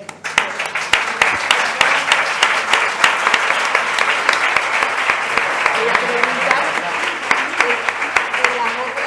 en las otras salas, tú has preguntado de parte de la otra. Vale, no es que digo que pregunte si en la otra sala hay alguien. Voy a preguntar y si quiere alguien ya os lo digo. Yo para un minuto, Manolo. Venga. Yo un minutito. Un minutito. Yo quiero decir dos cosas. La primera, yo quiero, de manera muy sincera, felicitar al aula feminista de la TV, al espacio feminista, a Moli, a Mari Carmen y a todas las mujeres de la TikTok, que sé que estaban muy ilusionadas por traerte, Cristina. Porque hoy el que la sala también esté llena y que luego en las redes sociales, en la radio, se rentabilice esta charla también es una manera de luchar a favor de política en igualdad. También es otra manera de hacerlo.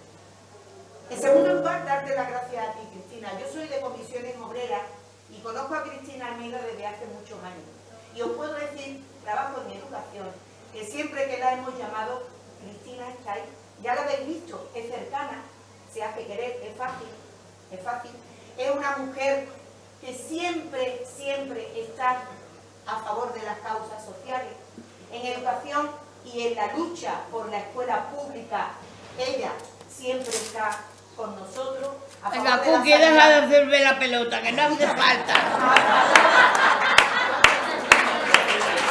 No, venga, Cookie, pregunta.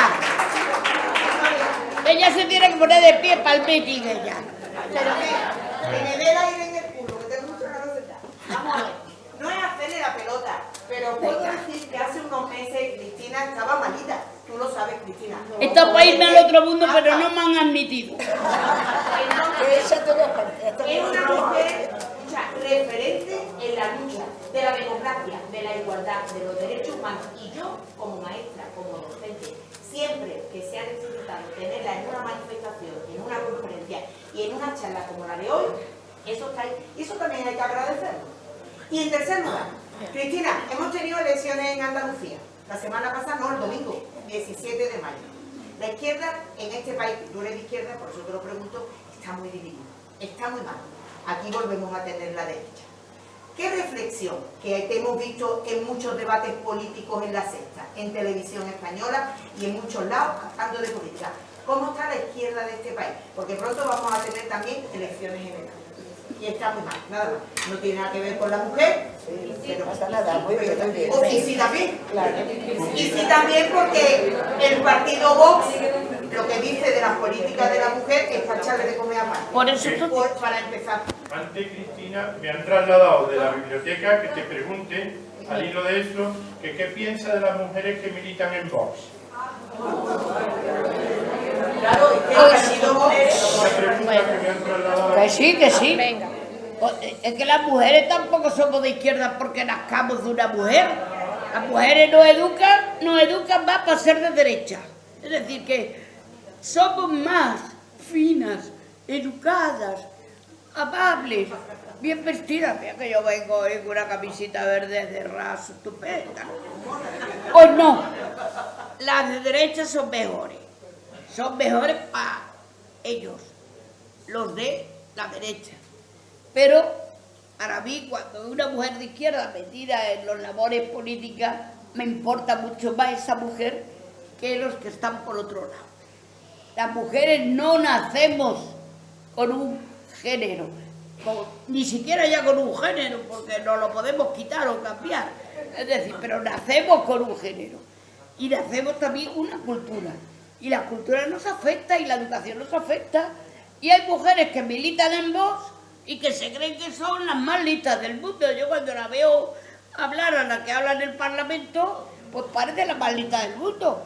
Y tal, y diciendo, oh, los de Vox. Bueno, pues los de Vox lo primero que quieren es quitar todas las leyes de igualdad, porque saben que con leyes de igualdad ellos no crecen. Y quitando la violencia en las comunidades, que es lo primero que exigen. Violencia y memoria. Ha visto que en todos sitios están quitando la ley de memoria, para que no nos acordemos de lo que hicieron. Y la ley de igualdad, para que no nos creamos que las mujeres vamos a seguir avanzando. Por lo tanto, no están los derechos conseguidos para siempre. Los derechos, como diría Simone de Beauvoir, ante cualquier alteración económica, política, social, lo primero que se pierden los derechos de las mujeres. Por lo tanto, ojo, no solo tenemos que luchar por conservar lo que tenemos y que no nos lo quiten y no pararnos para poder seguir avanzando en lo demás. Porque por mucho que se crea que nos hemos pasado, les advertimos que no hemos llegado. Que nosotras... Pero no hemos llegado como muchos hombres tampoco han llegado a realizarse, porque es verdad que la cultura que hemos tenido no nos ha dejado encontrarnos y tener una educación de igualdad. Y la hemos hecho individualmente y te has casado, pero bueno, porque era el novio que tenía. Y luego cuando lo has descubierto, ay, mi Pepe no me ha salido así, y tal, y tal tenemos. Y el Pepe y de la mía no me ha salido así, o ahora tengo una más joven que me gusta más, tal, pues bueno. Pero la vida tiene sus altibajos. Lo que no podemos es que nos dejen frenadas. Por ejemplo, retener a un amor que no te quiere, vas a salir perdiendo. Es mejor perderlo que retenerlo. Porque si lo retienes, no solo le pierdes a él, sino que te pierdes tú. Por lo tanto, aunque sea un esfuerzo, aunque sea un desánimo, yo creo que hay que tener bien claro que si hay algo... Mira, el otro día me pasaron, lo cuento porque es muy cortito, me pasaron una nota de un mitin que di yo en el año 79, cuando estaban las primeras elecciones, ni siquiera habían empezado. Y yo hacía una intervención para la tele de los programas de los partidos. Y yo decía, yo lucho por una familia feliz. Y una familia feliz para mí es una familia en la que se realicen todos los miembros de la familia. Los padres, los hombres, las mujeres y los hijos. Una familia feliz para mí es también poder tener la oportunidad de elegir los hijos que queráis tener, con una política de formación de anticonceptivos que los puedan usar libremente y a cargo de la seguridad social. Y quiero también una familia que si se puede, si se pierde el amor, pues puedan divorciarse y no tener que seguir sufriendo toda la familia. Y esto lo decía yo en el año 79, que no teníamos ni divorcio, ni aborto, ni nada. Está bien hablar del aborto diciendo que si alguien se ve en la situación de no poder afrontar un hijo, que tenga derecho a poder hacerlo en la seguridad social, un aborto, y con cargo a la seguridad social y con seguridad médica.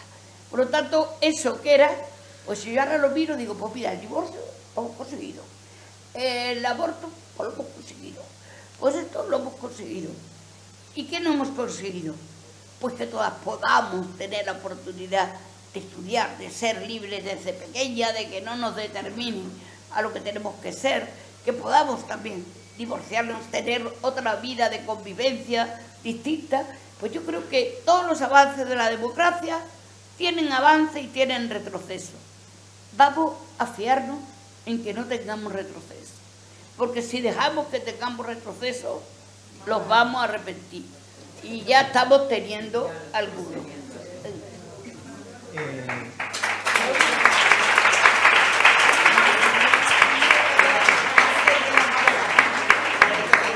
Está hablando con Buenas tardes. Yo agradezco al Ateneo que haya puesto el listón tan alto y a tenerte aquí. Yo te he seguido mucho desde hace muchos años, he visto 7 u 8 veces ya en conferencias, en Ibiza, y me alegro muchísimo de que aquí haya muy poquitos hombres aquí. Yo quiero Eso entender... que se nos han perdido. No, mujer, falta de fe. Están cuidando de los nietos o haciendo las labores del hogar, lo tengo clarísimo, ¿no? Sí. Sí, los abuelos están aprendiendo ahora. Yo te quería hacer una reflexión. ¿Qué estamos haciendo mal cuando estamos actualmente aún, que posiblemente lo desmantelen, políticas de igualdad en la educación, todo, cuando nos encontramos casos como la hija de Almudena Grandes, que fue en la lista de Falange, la pobre la terminó de matar? ¿Qué estamos haciendo mal o qué hemos hecho mal? No estamos haciendo mal, porque es que no nos han dado a nosotros la libertad de poder ser de izquierda, siendo todo el mundo de derecha y el franquismo ahí. Pues yo que conozco a Luis y conozco a Almudena, pues es como si mi padre se hubiera dado un tiro, porque le hemos salido, no solo yo, sino los 6 hermanos, le hemos salido rojos. Y mi padre se podía haber desesperado, ¿entiendes?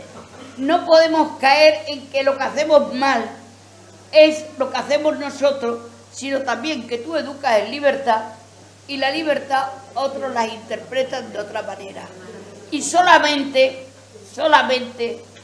el ejemplo de cada uno puede servir. Ahora le puedes preguntar también a la hija de Almudena, que a lo mejor ya no va en la lista de Falange. Pero da igual, aunque fuera, porque es verdad que no te transmite en la educación todos tus sentimientos.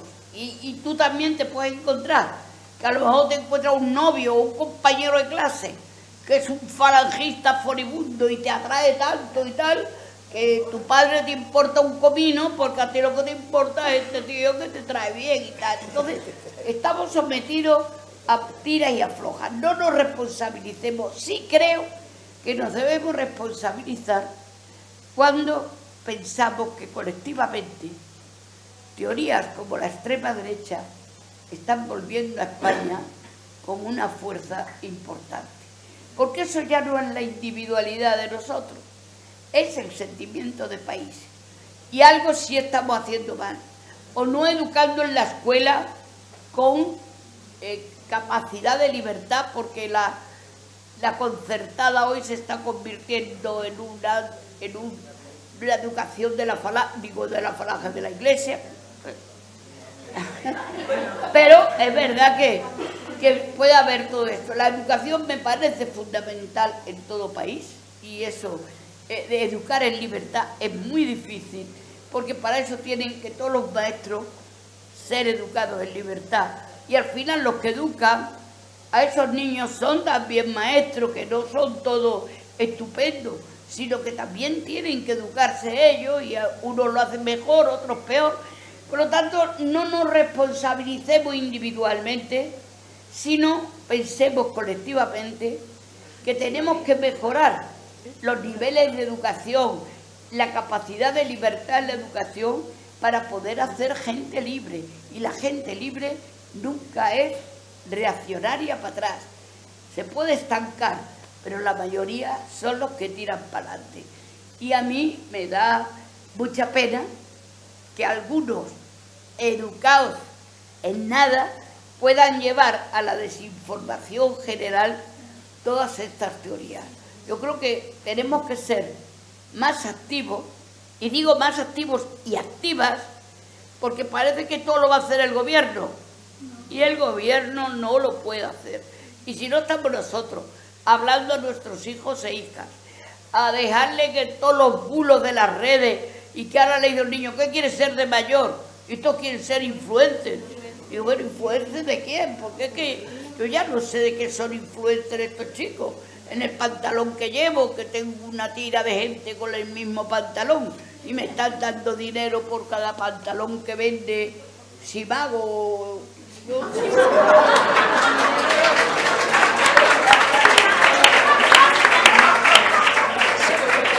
A ver, hacemos la última pregunta.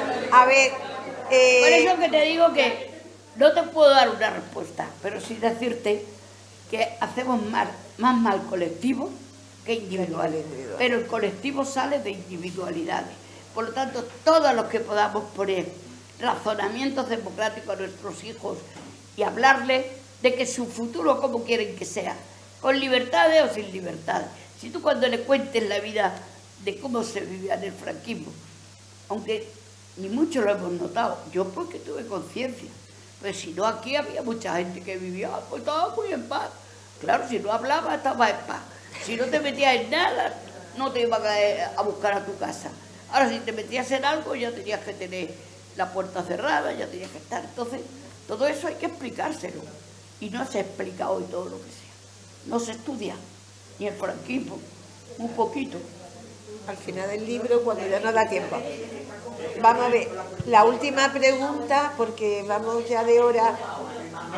¿Hay más por allí otra? Oye, uno que quiere presentar. Aparte de Loli, quedan dos más. Ah, dos más, vale. Yo creí que era ella sola la que quedaba.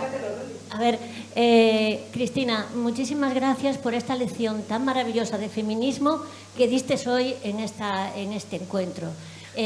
Nuestra aula se llama Aula Virginia Woolf, Espacio Feminista, del Ateneo de Jerez. Y yo quería preguntarte por qué, a pesar de que se consiguieron muchos derechos, como tú hiciste ese recorrido histórico maravilloso, por qué cuando las mujeres, nosotras, mis compañeras y yo y demás, decimos, es que somos feministas, a lo mejor en territorio amigo, y se nos mira tan mal, como si estuviéramos diciendo un sacrilegio, algo por el estilo, o ofendiendo algo.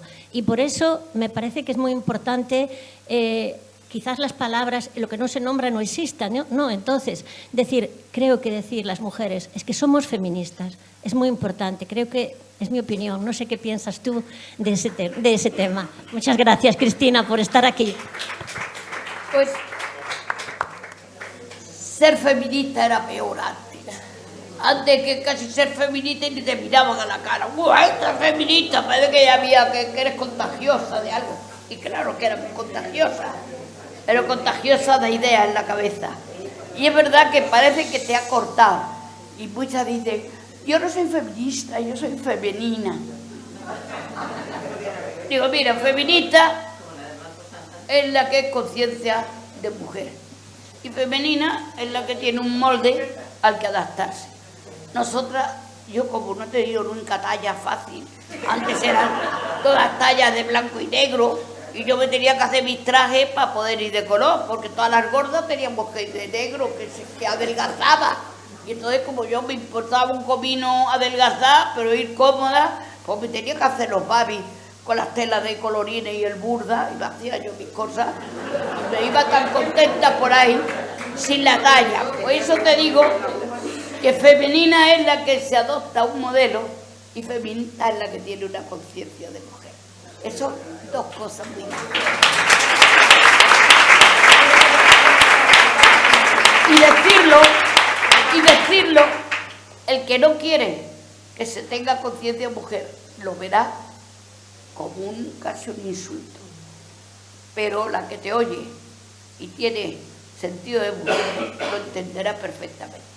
Por lo tanto, hay que reivindicar el decir que somos feministas, pero que no te digan que lo contrario del feminismo es el machismo, porque eso es lo que te sueltan más de uno. El machismo es una teoría de opresión de un sexo sobre el otro, y el feminismo es una teoría de liberación de las mujeres que han sido oprimidas y necesitan salir del mundo en el que las han colocado. Y ese es el feminismo, le llames como quieras, le llames luchadora, como conciencia, le tenga que decir a tu bebé que tú eres un poco revolucionaria. Le gustará más que le diga revolucionaria que feminista, ¿sabes? Porque feminista piensa que algo le va a tocar a él. Y revolucionaria, pues bueno, como no le va a hacer la revolución, pues va lejos. Pero ir acostumbrando a que ser feminista es tener una teoría de encuentro con todas las demás. Y la femenina son unas teorías de separación frente a todas. A ver este compañero que nos toca. Así. No, así de frente, sí.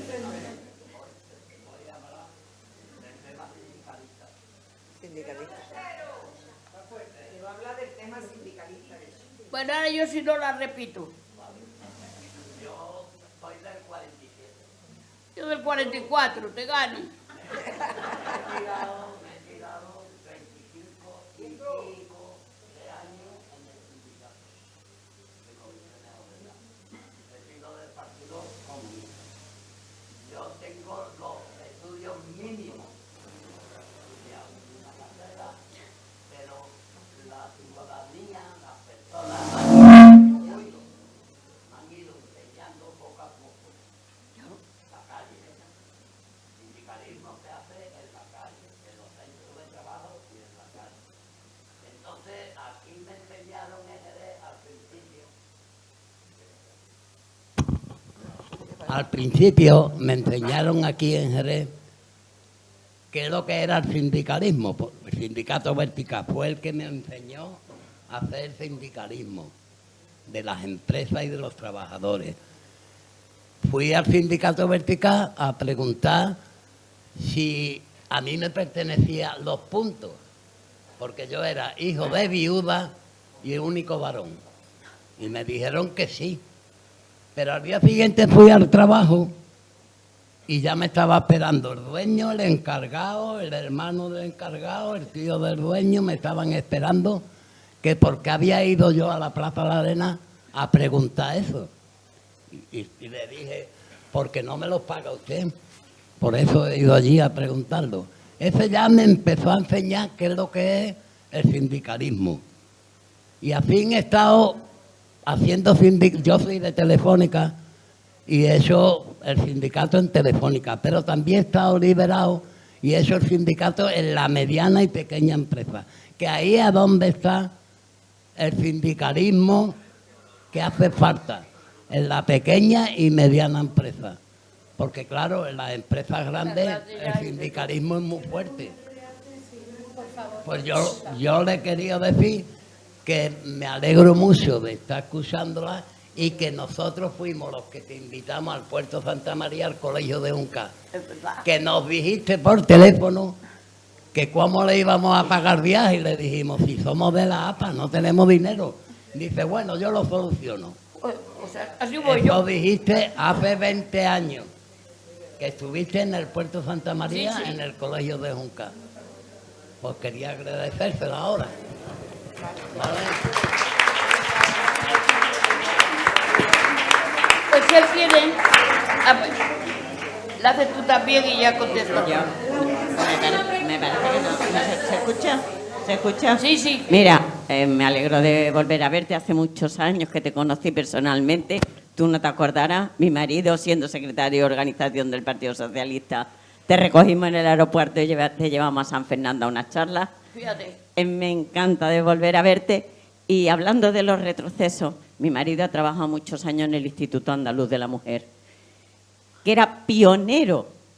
El Instituto Andaluz de la Mujer en Andalucía era pionero. Sí, y ahora lo que tiene es un cartel y para de contar, y poco más. Entonces a mí me da una pena del retroceso en muchos aspectos que tú has comentado. ¿Qué podemos hacer? ¿Qué podemos hacer, por favor? Pues ya sabes. ¿Qué te voy a decir? Pues habrá que votar mejor. A ver, convencer. Bueno, yo llevo intentando votar. Bueno, socialismo, ya te digo. Mi padre desde los 16 años afiliado a la Juventud Socialista Unificada. Afortunadamente tuve la suerte de nacer en una ciudad internacional como Tánger. Mi madre vallisoletana huyó de la dictadura porque Valladolid era muy fuerte. Se fue a Tánger, conoció a mi padre. Y hay algo que te voy a comentar que te va a gustar. Si es de algo me siento orgullosa de ser hispano-portuguesa, es de dos cosas, de la revolución de la... tangerina. Sí, pero de padres portugueses y nacionalidad portuguesa, madre castellana, por eso hispano-portuguesa. Si de algo me siento orgullosa por la parte portuguesa es de dos cosas, de la revolución de los claveles, que salió del pueblo y acabó con la dictadura, y la otra es que somos el único país junto a Brasil que llevamos primero el apellido de la madre porque se reconoce que es la que nos pare. Sí, pues es verdad. Ya sabéis que ahora aquí, de mi padre, de lo que dice, ahora yo te pregunto, en cuanto a lo de los sindicatos, Pues es verdad que la cultura se hace, como lo he dicho antes, no es el que te dé la obligación de estudiar, que ya de por sí educar a las niñas no ha sido obligatorio. El que va con retardo. Tiene un retardo. La educación de las niñas no ha sido obligatoria en España hasta 1970. Es decir, que las niñas a los 10 años te sacaban del colegio y te mandaban a servir al pueblo de al lado, o a cuidar a tus hermanos, o a cuidar a los niños, ¿entiendes? Es decir, que el que fuera obligatoria ha hecho que las niñas tengan que estudiar por lo menos hasta los 14. Y una vez que ya están en los 14, han de estar en los colegios y resulta que son las que más han aprovechado la educación. Y hoy en día, la mayoría de las niñas, hoy ya no tanto, la mayoría de las niñas son niñas que han aprovechado los estudios y que están aprovechando esa oportunidad que no tenían antes. Porque lo mismo que he hecho, que yo me fui el primer año de facultad, me fui a una campaña de alfabetización a Granada, a Lama de Granada me tocó, a enseñar a leer y escribir a cortijeros, y luego también a las mujeres y también a las niñas. Y entonces aprendí ya allí lo que me faltaba por aprender. La maestra Pillones, que no sabe leer y da lecciones, pero yo les daba las lecciones de lo que yo sabía y ellas me enseñaban lo que yo no había aprendido nunca. Por lo tanto, aquello fue ya una impresión tremenda. Y, sin embargo, los sindicalistas, solo el hecho de estar en un sindicato ya te hacía cambiar la vida. Porque como querías cambiar el sindicato, querías cambiar los trabajadores, querías cambiar todo, tú ibas aprendiendo y defendiendo lo que a ti no te habían dado en un principio y ahora tenías la oportunidad de aprender. Que es lo mismo que nos ha pasado a nosotras. A mí nadie me ha enseñado a ser feminista, pero he aprendido por el desarrollo de la vida. Y qué mejor que hablarlo en público con la gente y animarnos a decir, oye, que somos mujeres y que de eso que no sabemos, venga ya. Como digáis, que cuando venían en el despacho, me decía, la mujer, ¿qué problema tiene? Me lo empezaba a decir, decía el marido, cállate que yo lo explico mejor. Y yo le decía, ¿quién tiene el problema? Mi mujer. Pero es que ella no sabe expresarse. Digo, pues como es la que va a ir al juicio, me interesa que me lo cuente ella para ver cómo se expresa y decirle yo lo que tiene que decir. Porque usted no va a venir al juicio a explicarle al tribunal lo que le pasa a su mujer.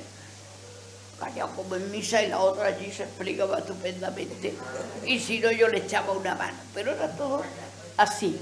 Entonces, cuando uno toma conciencia de algo, aprende tanto que lo mejor que puede hacer es contarlo a los demás. Y a su vez tú estás aprendiendo y estás enseñando. Y habiendo estado en los sindicatos, como tú dices, me ha hecho aprender más que la falta de escuela que me habían dado nunca. Porque es verdad, por eso todos tenemos responsabilidad. Todos tenemos gente al lado que le podemos explicar lo que sabemos.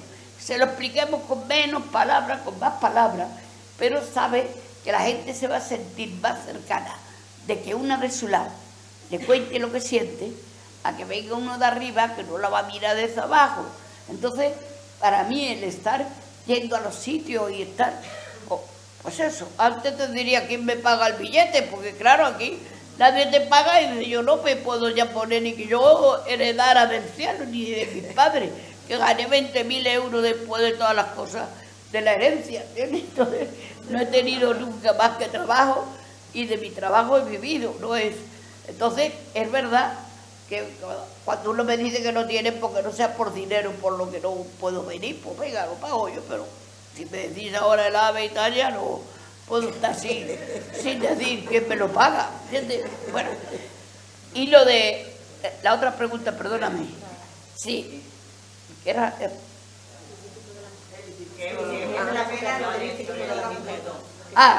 pues eso es lo típico.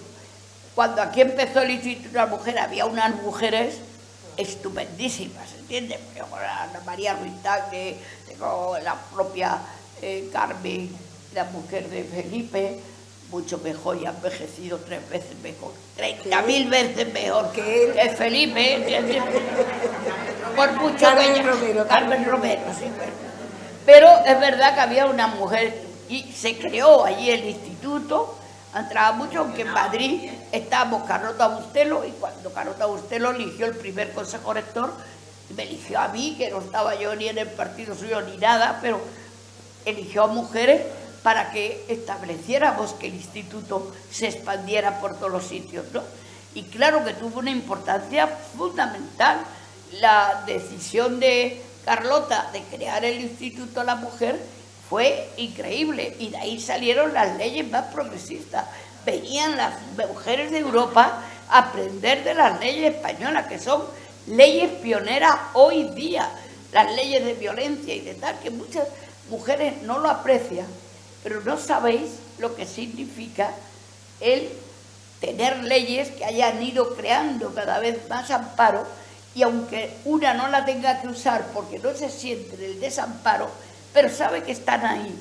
Y hay muchas mujeres que ahora ya no funciona, a veces también hay pérdidas porque en todas las cosas se degeneran y van cantando, pero si no tuviéramos esas leyes estaríamos mucho más atrás. Por lo tanto, estamos conscientes de que si necesitamos las tenemos. Si no las necesitamos puedes no exigirlas, pero si no las necesitas y alguien de tu lado las necesita, o tú misma las puedes necesitar el otro día, ahí están.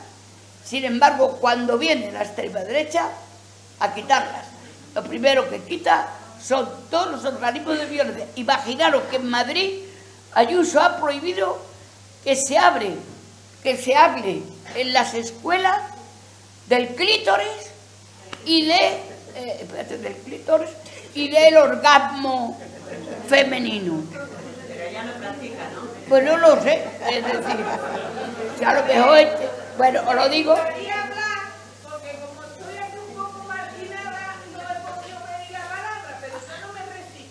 Venga. O venga. Mi voz también es del micrófono de él. Muy bien. Yo soy una mujer con 70 años. Me considero feminista y todas las que están aquí también. Y sabemos que tú has sido un referente excepcional. Para mí lo has sido. Pero ahora mismo, como mujer feminista española, estoy súper preocupada por el golpe de Estado que se está dando mediante el poder jurídico. Y eso, las mujeres somos las que más tenemos que perder ahora mismo con lo que está pasando. Se está dando un golpe de Estado en España mediante los jueces. Las mujeres la están matando porque no hay justicia. La violencia vicaria porque no hay justicia. Y los comegambas y uso de prostitución porque no hay justicia. Y lo de la derecha, de Montoro, los 51 millones que se han llevado, no se entera nadie. Así que yo, como mujer feminista, reivindico el feminismo. Cuando alguien me dice en mi asociación, yo estoy en una asociación de mujeres mastectomizadas, porque ahora no tengo tetas. Y resulta que voy porque las actividades que se hacen para mi situación me vienen estupendas. Claro. Pero hay muchas mujeres en esa asociación que dicen, ¡ay, yo no soy feminista! Y yo le digo, oh, no, gracias a Dios que yo lo soy y por eso estamos aquí. Si no, no estaríamos con teta ni sin teta. Y reivindico, por favor, tomemos conciencia del golpe de Estado jurídico que se está dando. Es muy gordo, es muy gordo. Salgamos a la calle y digamos que esto es un golpe de Estado desde la jurisprudencia. Y ella lo sabe, que lo diga. No, yo.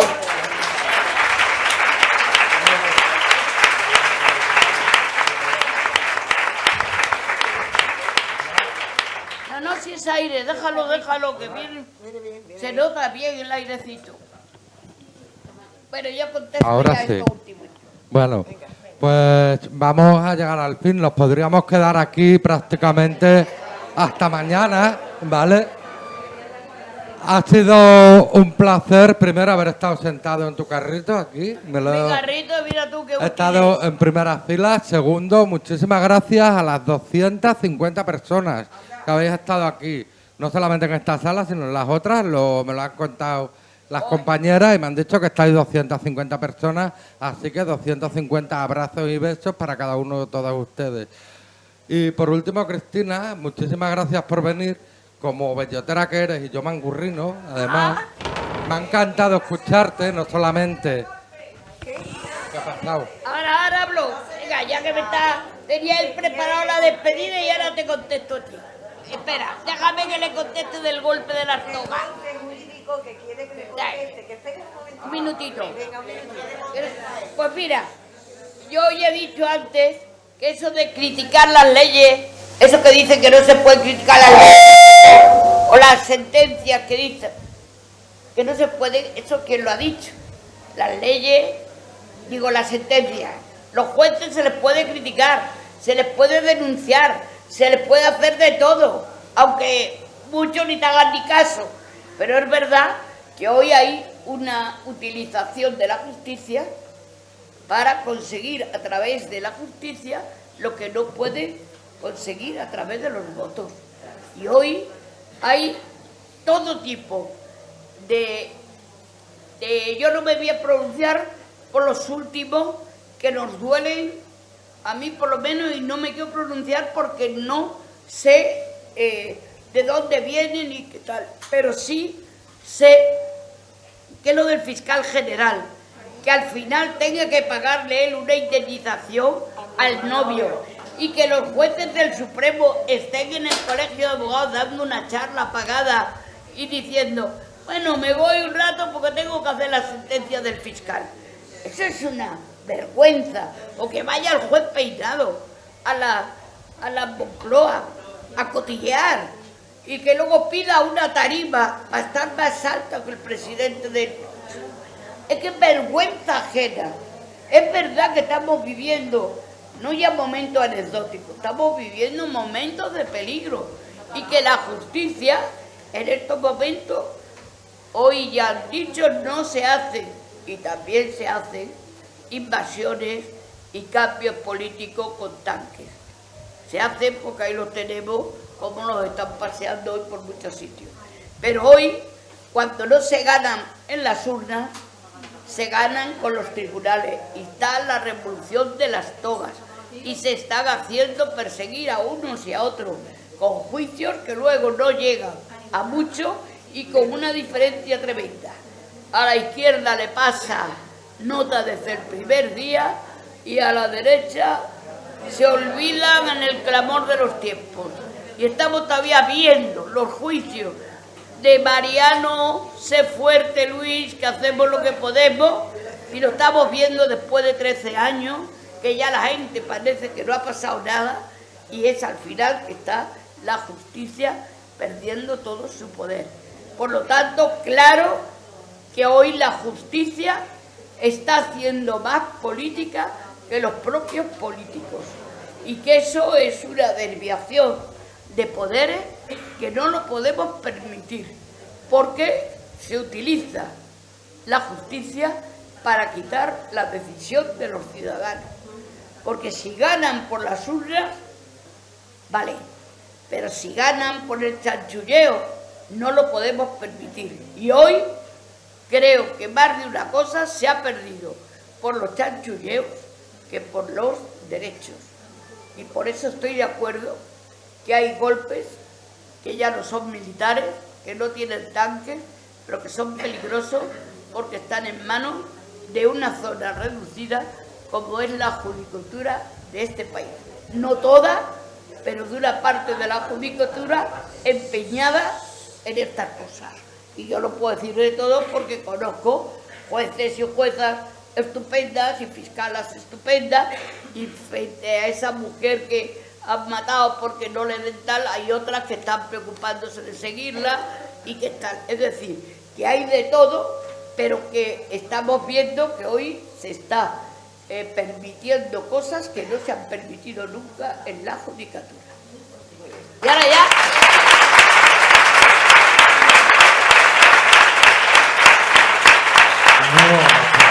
Ahora ya repite, mangurrino.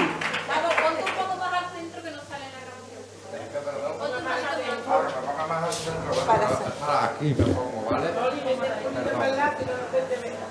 Nada, simplemente vamos a reconocer a Cristina la visita a nuestro Ateneo, el Ateneo de Jerez, con dos cosas muy simples, pero muchas veces lo simple es lo bonito, una litografía del Alcázar que muestra la puerta abierta que es este Ateneo. Insisto que quien no haya venido nunca que vuelva, porque aquí las actividades son gratuitas, la mayoría de ellas, prácticamente el 99%, es una puerta abierta a la cultura para que todas las personas de Jerez que quieran visitar todas nuestras actividades, pues tenéis aquí vuestra casa, y si os queréis hacer socios y socias, evidentemente os animamos. Venga, ¿vale? Apuntaros. Por otro lado,